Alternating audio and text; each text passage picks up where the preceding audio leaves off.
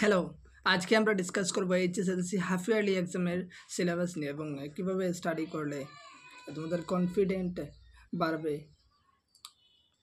সব মিলিয়ে আজকের ভিডিওটি শুরু করছি।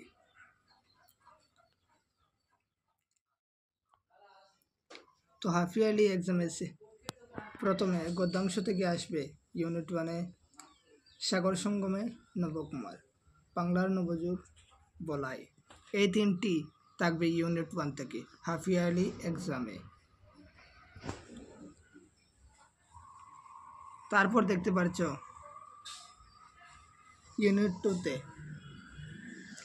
2-তে রয়েছে অরুণিমা সিনহা, আত্মবিশ্বাস ও সাহসের অন্য এক নামে। এটি থাকবে, তোতা কাহিনী থাকবে না।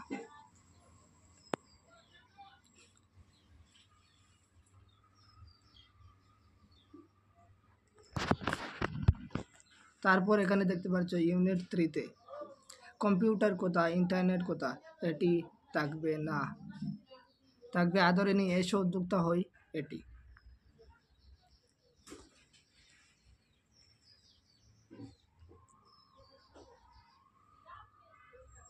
এবার আমরা চলে আসলাম পদ্যাংশতে। পদ্যাংশের মধ্যে প্রার্থনা, প্রতিনিধি, গ্রাম্য ছবি, এই তিনটি থাকবে।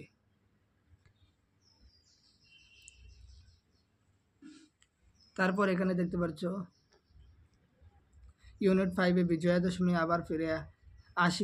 আবার আসিব ফিরে, এগুলো থাকবে না।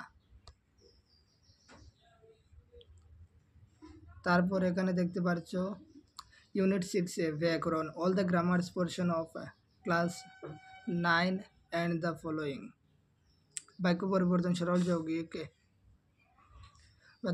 জটিল, বিরাম চিহ্নের ব্যবহার, নত্যবিধি, সত্যবিধি, প্রত্যয়, এগুলো সব থাকবে।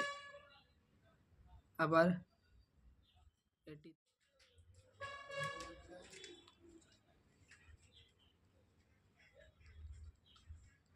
এবার আমরা চলে আসলাম ইউনিট 7-এ ভাব সম্প্রসারণ, আবেদনপত্র লিখন থাকবে, রচনা থাকবে, দ্রুতপঠন থাকবে, অপঠিত গদ্যাংশ, এগুলো থাকবে।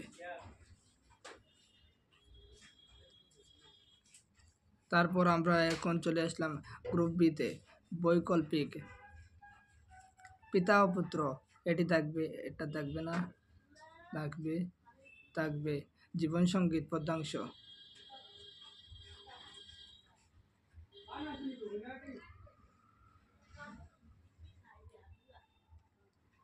এবার 13 নম্বর ইউনিটে চলে আসলাম। 13 নম্বর ইউনিটে গিয়েছে ব্যাকরণ, all the grammar portion of 9 and the following, বিপরীত শব্দ, বচন, প্রবাদ, প্রবচন, অশুদ্ধি, সংশোধন, বাগ্বিধি, এগুলো সবই থাকবে। হাফ ইয়ারলি এক্সামটি ভালোভাবে দিতে হবে, তাহলে আমাদের কনফিডেন্ট বাড়বে এবং ফাইনাল এক্সামে আরও ভালো মার্ক পাওয়ার আশা করতে পারি।